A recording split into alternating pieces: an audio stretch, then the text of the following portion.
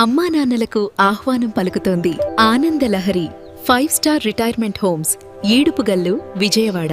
గురువు అంటే దైవంతో సమానం. 10 మందికి విద్యాబుద్ధులు నేర్పించడమే కాకుండా వారి భవిష్యత్తుకి బంగారు బాటను వేస్తుంటారు. టీచర్ అంటేనే ఒక రకమైనటువంటి గౌరవం అందరిలో ఉంటుంది. ఎందుకంటే పిల్లలకి భావి భవిష్యత్తుని అలాగే భావి భారత పౌరులని తీర్చిదిద్దేటువంటి అవకాశం టీచర్ కు మాత్రమే ఉంటుంది. అది కేవలం బ్రతికున్నప్పుడే కాదు, తాను చనిపోయిన తర్వాత కూడా వైద్య విద్యార్థులకు తన శరీరం నుంచి చదువుకోవాలి అంటూ ఒక గొప్ప ఉపాధ్యాయురాలు ఒక పెద్ద నిర్ణయం తీసుకున్నారు. అదేంటో తెలుసా? తాను చనిపోయిన తర్వాత ఆమె పార్థివ దేహాన్ని వైద్య విద్యార్థులు చదువుకోవటం కోసం గాంధీ హాస్పిటల్ కి డొనేట్ చెయ్యాలి అని చెప్పేది ఆవిడ చివరి కోరిక. ఆమె ఎవరో కాదు, చంపాపేటలో నివాసం ఉండేటువంటి టీచర్. మన వెనకాల కనిపిస్తున్నారు చూడండి. నిజంగా ఒక గొప్ప నిర్ణయం అయితే ఆవిడ తీసుకున్నారు. మల్లీశ్వరి గారికి 2 పిల్లలు. వాళ్ళిద్దరూ కూడా ఆమె నిర్ణయాన్ని గౌరవించి ఈ రోజు ఆమె చనిపోయిన తర్వాత ఆమె పార్థివ దేహాన్ని కాలేజీకి, అంటే ముఖ్యంగా గాంధీ హాస్పిటల్లో స్టూడెంట్స్ కోసం అప్పచెప్పబోతున్నారు. తీసుకువెళ్తూ ఉండగా మనకు తెలిసింది, చాలా బాగా అనిపించింది. ఎందుకంటే తను బ్రతికున్నప్పుడు పాఠాలు నేర్పించడమే కాదు, తాను చనిపోయిన తర్వాత కూడా తన శరీరం నుంచి పిల్లలు పాఠాలు నేర్చుకోవాలి అని ఆమె తీసుకున్నటువంటి ఆ గొప్ప నిర్ణయానికి మనందరం కూడా హ్యాట్స్ ఆఫ్ చెప్పాల్సిందే. ఒకసారి వాళ్ళ పిల్లలతో మాట్లాడదాం. నమస్తే అండి ఇద్దరికి కూడా. ఆవిడ చనిపోవటం బాధాకరమైన విషయము. ఇంతటి విషాదంలో కూడా మీరు ధైర్యంగా, బహుశా మీ అమ్మగారు మీకు నేర్పించినటువంటి ఆ ధైర్యమేమో అది, ఆవిడ బాడీని తీసుకెళ్లి ఈ రోజు గాంధీ హాస్పిటల్ అప్పచెప్తున్నారంటే మీ ఇద్దరికి కూడా ఫస్ట్ శిరస్సు వంచి నమస్తే చెప్తున్నానండి. ఎలా అండి, అంటే ఆవిడ ఎందుకు ఈ నిర్ణయం తీసుకున్నారు? ఆమె చిన్ననాటి నుంచి కూడా ఏ పని చేసినా పర్ఫెక్ట్లీ ప్లాన్ చేసే ఏ పని అయినా చేస్తుంది. ఆమె చిన్నతనం నుంచి అన్నల సహాయంతో ఇక్కడ అనాథాశ్రమంలో చేరినారు. ఆ సంగం లక్ష్మీబాయమ్మ గారు స్థాపించిన ఇందిరా సేవా సదన్ ట్రస్ట్ అనే సంస్థలో ఆమె అనాథాశ్రమంలో ఆమె పెరిగింది. ఆమె బాల్యం ఒక 7 వయసు నుంచి లక్ష్మీబాయమ్మ గారి దగ్గరే ఆమె తల్లిదండ్రులు చిన్న వయసులోనే చనిపోయినారు. అన్నయ్యలు ఇక్కడైతే సురక్షితంగా విద్యాభ్యాసం చేస్తుంది నా చెల్లి అని భావించి ఇక్కడ జాయిన్ చేసినారు వాళ్ళు. ఆమె విద్యాభ్యాసం ముగిసిన తర్వాత ఎప్పుడు సంగం లక్ష్మీబాయమ్మ అడుగుజాడల్లో నడుచుకుంటూ ఉంటూ ఆవిడకి అసిస్టెంట్గా ఉంటూ అలా వండుకుంటూనే తన విద్యాభ్యాసం కంప్లీట్ చేసిన తర్వాత ఉపాధ్యాయురాలుగా ఇదే ఆమె ఎస్టాబ్లిష్మెంట్లోనే ఆమె టీచర్గా స్థిరపడింది. ప్రైమరీ స్కూల్ టీచర్గా ఆమె స్థిరపడింది. అంతకు పూర్వం కూడా సంగం లక్ష్మీబాయమ్మ గారితో పాటే ఆవిడ పార్లమెంట్కి వెళ్ళడము. సంగం లక్ష్మీబాయమ్మ గారికి ఒక గొప్ప గుర్తింపు ఉంది. ఆవిడ గారు పార్లమెంట్లో క్యాంటీన్లో ఫుడ్ తినకపోయేది. ఆవిడ రేషన్ క్యారీ చేసుకొని మొత్తం కంప్లీట్ కావాల్సిన గ్రాసరీస్ క్యారీ చేసుకొని అక్కడ పార్లమెంట్లో తనకున్న నివాస గృహంలో వండుకొని తినేది. లేదంటే తన అటెండెంట్ అంటే మా అమ్మ, ఆవిడ గారు వెంట వెళ్ళినప్పుడు ఆవిడ వండి అమ్మకు పెట్టడం కానీ, ఇలా కొంచెం లాల్ బహదూర్ శాస్త్రి గారి అడుగుజాడల్లో ఆదర్శాలు తనలో ఉన్నాయని ఇలాంటి నిర్ణయం తీసుకున్నారా?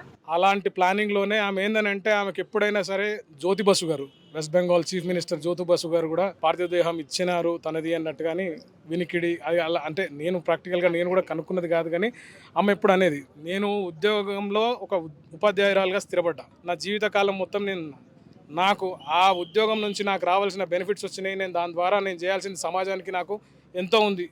ఆ సమాజానికి నేను చేసే కార్యం ఏందనేది మేము చేసినది చెప్పుకోవడం అనేది బాగుండదు. మేము కాదు, మా తల్లిదండ్రులు అలా మేము చెప్పుకుంటే కూడా వాళ్ళ గొప్పలు చెప్పుకోవడం కూడా మాకు మంచిది కాదు. అది వాళ్ళను అనుసరించిన వాళ్ళు, వాళ్ళ అడుగుజాడలలో నడిచిన వాళ్ళు, వాళ్ళ ఆదర్శాలను పాటించిన వాళ్ళు ఎంతోమంది ఇక్కడ ఉన్నారు. ఆమె వెనకాల ఇవాళ నడిచిన వాళ్ళు. ఆమె తీసుకున్న నిర్ణయం, నా తదనంతరం కూడా నేను ఉపాధ్యాయురాలుగా నేను ఉండాలి, for ever I should be as a teacher అనేది ఆమె కోరిక. ఆంగ్లంలో చెప్పినా తెలుగులో చెప్పినా ఆమె ఒక ఉద్దేశం, అజరామరంగా ఆమె శరీరం కూడా ఒక ఉపాధ్యాయ వృత్తి చేయడానికి పనికొచ్చే విధంగా కనీసం నా పార్థివ దేహం కూడా దానికి పనికి రావాలనేది ఆమె కోరిక. ఎప్పుడు మీ అమ్మగారు మీ దగ్గర ఇలాంటి విషయాన్ని చెప్పుకున్నారండి? అలాగే ఈరోజు ఆవిడ చదువుకున్నారు, ఇదే స్కూల్లో చదువుకున్నారని చెప్తున్నారు. ఇదే స్కూల్లో కూడా ఆవిడ ఉపాధ్యాయులుగా పనిచేశారు. చివరిసారి ఆ స్కూల్ చూపించేందుకు మీ అమ్మగారిని ఇక్కడ తీసుకొచ్చారా? అవునండి, తను ఇద్దరు అంటే వాళ్ళ చెల్లెలు అండ్ మా అమ్మగారు ఇద్దరు కూడా అనాథలుగా ఉన్నప్పుడు వాళ్ళ అన్నయ్యలు సంధ్యపోయిన రాములు, సంధ్యపోయిన శంకర్ గారు కలిసి వాళ్ళ చెల్లెల్ని ఏంటంటే, అప్పట్లో ఏంటంటే పిల్లలకు ఎడ్యుకేషన్ అనేది ఉండకపోయేదండి. ఆడపిల్లలు చదువుకోవాలనేసి ఒక చిరు కోరిక వాళ్ళ అన్నలలో ఉండేదన్నమాట. సో ఇవాళ ఆడపిల్లలు చదువుకుంటే ఏంటంటే భవిష్యత్తు తరాలకు బాటలు దిద్దుతారనే ఉద్దేశంతో ఆ రోజు అన్నలు వేసిన బాట ఈరోజు ఆ చెల్లెళ్ళు ఇద్దరు కూడా సమాజంలో ఎంతో ఉపయోగపడుతున్నారు. సో దాంట్లో భాగంగా ఏంటంటే అండి, అమ్మ తీసుకున్న నిర్ణయానికి ఏంటంటే మేము శిరస్సు వంచి నమస్కరిస్తున్నాము. విషయం ఏంటంటే నిత్యం తను ఒక విద్యార్థి లాగానే ఉంది. సో నా విద్యా బోధన అనేది రేపటి తరాలకు, రేపటి పిల్లలకు ఆ విద్యని అలాగే కొనసాగించాలంటే నా పార్థివ దేహం అనేది ప్రతి అంగుళం అంగుళం తన ఆశయాలను ముందుకు తీసుకెళ్లే విధంగా ఉండాలి అనే ఉద్దేశానికి తన ఈ నిర్ణయం తీసుకుంది. సో ఇవాళటి పిల్లలే రేపటి పౌరులు. సో ఎంతో మంది విద్యార్థులు మీరు చూస్తున్నారు ఇక్కడ ఎంహెచ్ గుప్తా హై స్కూల్ అనేసి, తను విద్యార్థి దశ నుంచి విద్యాభ్యాసం బోధించే విధంగా ఎదిగినటువంటి వ్యక్తి. సో మా అమ్మగారు చెప్పిన ఒక మాట ఏంటంటే, మీరు ఏడవద్దు, మీరు ఏడుస్తే నేను అక్కడ హాస్పిటల్ ఏడవాల్సి వస్తుంది.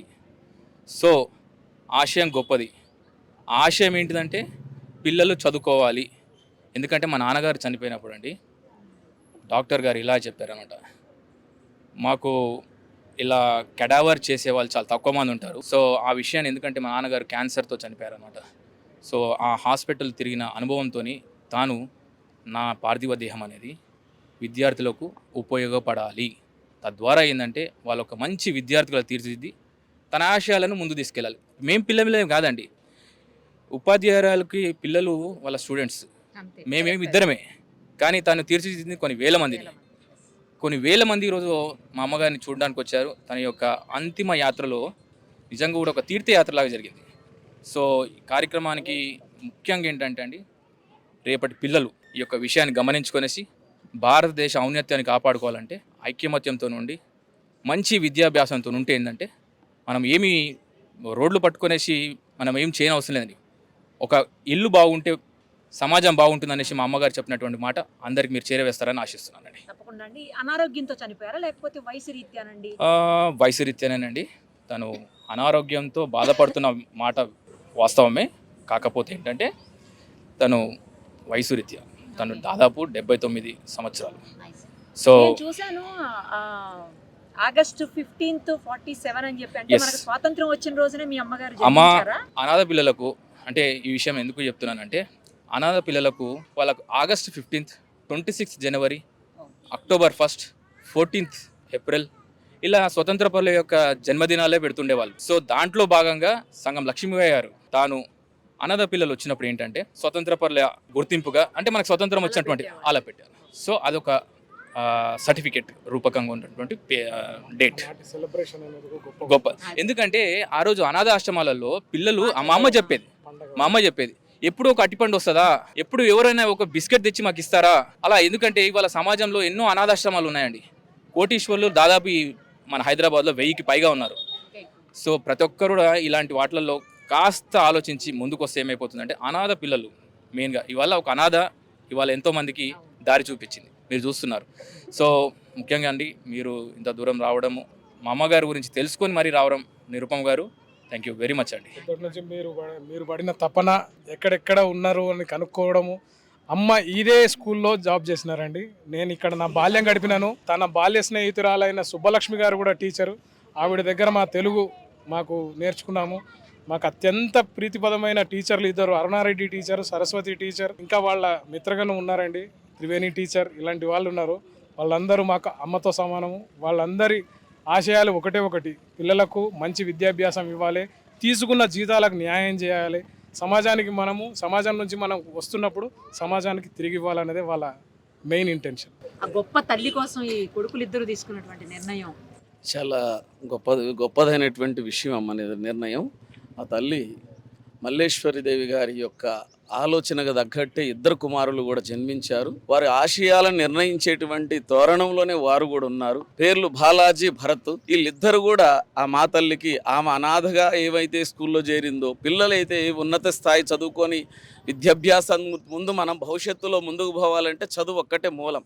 దాన్ని అధిగమించాలనేటువంటి ఆలోచన అన్నలకు కలగటం, అదేవిధంగా వీరు కూడా ఆ విధంగా విద్యాభ్యాసం చేసి తదుపరి వారు ఆ విధంగా ఈ యొక్క పాఠశాలకు తాను యొక్క భారతీయ దేహాన్ని ఇచ్చి పిల్లలకు మరి గురువుగా, అక్కడ కూడా గురువుగా ఆమె నిరూపణ చేసుకుంది. కాబట్టి ముందు ఆమెకి మేము జోహార్లు అర్పిస్తున్నాం ఆ మహాతల్లికి. అదేవిధంగా ఇటువంటి ఆలోచన రావటం అనేటువంటిది గొప్ప విషయం అండి. కాబట్టి పిల్లల్ని ఇద్దరిని కూడా మేము అభినందిస్తూ, ఇటువంటి సొసైటీలో, ఇప్పుడున్నటువంటి సొసైటీలో ఇటువంటి నిర్ణయం తీసుకోవటం చాలా అరుదైనది. ఈ మా తల్లి కొంతమందికి ఒక్క ఆలోచన కలిగే విధంగా ప్రేరేపణించే విధంగా ఈ యొక్క ప్రణాళిక ఉన్నది. ఆమె తీసుకున్న నిర్ణయం చిన్నది కాదు, ఇది చాలా గొప్ప నిర్ణయం. కాబట్టి ఇటువంటి నిర్ణయాలు కూడా చాలామంది కూడా మన సొసైటీకి, మన భారతదేశం, మన భారతీయులం, మన సమాజం, మన పిల్లలు, మన స్వతంత్రం ఇది, మన దేశం ఇది, ప్రతి పిల్లలు, ప్రతి పౌరులు, రాను అందరూ కూడా మన వాళ్ళు అనేటువంటి ఆలోచనతోటి పిల్లల విద్యార్థులకు ఉపయోగపడే విధంగా ఆమె పార్థివ దేహాన్ని ఇచ్చి గాంధీ మెడల్కి ఇచ్చి ఈనాడు వాణి మేడం గారికి మేము ఫోన్ చేసి అడిగితే అయ్యో సంతోషమని వారు కూడా సూపరింటెండెంట్ గారు మాకు ఎంతో సంతోషంగా వారి వెహికల్ కూడా పంపించి వారు ఎంతో చేశారు. వారికి అందరికీ ఇక్కడికి వచ్చినటువంటి చూశారు, అక్కడి నుంచి ఇక్కడ దాకా కోలాహలంగా విధంగా పాదయాత్ర జరిగినట్టు జరిగింది ఆ అమ్మకి. కాబట్టి ఇటువంటి మహాతల్లులు ఆనాటి నుంచి ఉన్నవాళ్ళు కాబట్టి లాల్ బహదూర్ శాస్త్రి గారు కావచ్చు, పెద్ద పెద్ద వాళ్ళ యొక్క తీసుకునేటువంటి ఆలోచన వాళ్ళ పేర్లు పెట్టుకుంటే సరిపోదు, అటువంటి ఆలోచనని మనం పాటించాలి. అంటే అటువంటి ఆలోచన విధానాన్ని పాటించి ముందుకెళ్తున్నందుకు ఆ అమ్మ భగవంతుడు వాళ్ళ కుటుంబానికి అందరికీ కూడా నిండు నూరేళ్ళు వీళ్ళకి పిల్లలకి ఆయుష్ ఇచ్చి వారికి భగవంతుడు మనశ్శాంతి కలిగించాలని, ఆత్మకి శాంతి కలిగించాలని కుటుంబాలకు ప్రగాఢ సానుభూతి తెలియజేస్తూ వీరు కూడా అటువంటి బాటలో నడుస్తూనే ఉన్నారు. మన దేశము, మన చేతి సంపద, మనం చేసుకున్నటువంటి ఈ యొక్క చేతి వృత్తులను మనం అభివృద్ధి చేసుకొని మన స్వయం పాకం చేసుకున్నట్టు మన యొక్క భారతదేశంలో పండిన పంటలను తినాలి, మనం అభివృద్ధి చేసుకోవాలని చెప్పేసి ఆ బాటలో నడుస్తున్న భరత్కి కానీ బాలేజ్కి కానీ నేను వారికి ధన్యవాదాలు తెలియజేస్తూ, మీ అమ్మని ఇటువంటి విధంగా తీసుకుపోతున్నందుకు నాయన ఇది మీరు చాలా చేస్తున్న గొప్ప విషయం. సొసైటీలో ఇటువంటిది మేలుకొలుపు ప్రతి ఒక్క యువతరానికి మీరు ఇస్తున్నారు. ప్రతి ఒక్క ఈ యొక్క ఆలోచనని మెరుగుపరిచే విధంగా ప్రతి ఒక్కరు కూడా నడుచుకోవాలని చెప్పేసి మరొకసారి ఆ అమ్మకి నివాళులర్పిస్తూ ధన్యవాదాలు తెలియజేస్తున్నాం. ఒక 5 years నుంచి ఆంటీ వాళ్ళ ఇంటి దగ్గర రెంట్కుంటున్నాం మేము. అంటే మా మమ్మ అంటే మేము స్టడీ ఎడ్యుకేషన్ టైంలోనే అంటే ఇక అన్న వాళ్ళ ఇంటికి రావడం జరిగింది. ఆ టైంలో అంటే మేము మా ఊరు బ్యాక్గ్రౌండ్ హైదరాబాద్ వస్తే అంటే ఓనర్స్ ఎలా ఉంటారో అంటే మా ఫ్యామిలీ బ్యాక్గ్రౌండ్ ఎలా చూసుకుంటారో అలా చూసుకునేవారు. అంటే ఆ సిస్టమేటిక్ బాగుంది. అంటే టీచింగ్ ఇక్కడ స్కూల్లో టీచింగ్ అప్పుడేం చేసింది, మాకు కూడా టీచింగ్ చేసింది ఆంటీ. అంటే ఆ క్రమశిక్షణ, ఆ విధానం ఇట్లా ఉండాలి బాబు, ఇట్లా ఉండొద్దు, ఇట్లా ఉండాలి, ఇలా ఉంటేనే బాగుంటుంది, ఇలా చదువుకోవాలి, ఇలా చేయాలి, మీరు జాబులు కావాలి. అలా నేను కూడా జాబ్ ఆంటీ వాళ్ళ ఇంటికి వచ్చిన తర్వాత నేను కూడా ప్రైవేట్లో జాబ్ చేస్తున్నాను, మా తమ్ముడు కూడా గవర్నమెంట్ జాబ్ వచ్చింది. అంటే వాళ్ళ ఆశయం అలా ఉంది, వాళ్ళ దృక్పథం అలానే ఉంది, చదువుకోవాలి, మంచి జాబ్ చేయాలి, అమ్మ నాన్నలకు పేరు అలాంటి ఎప్పుడు చెప్తూ ఉండేది ఆంటీ. చూశారు కదా, ఎంతో మందికి ఆదర్శవంతమైన నిర్ణయం తీసుకున్న ఉపాధ్యాయురాలు మల్లీశ్వరి గారి ఆత్మకు శాంతి చేకూరాలని మనం కూడా కోరుకుందాం.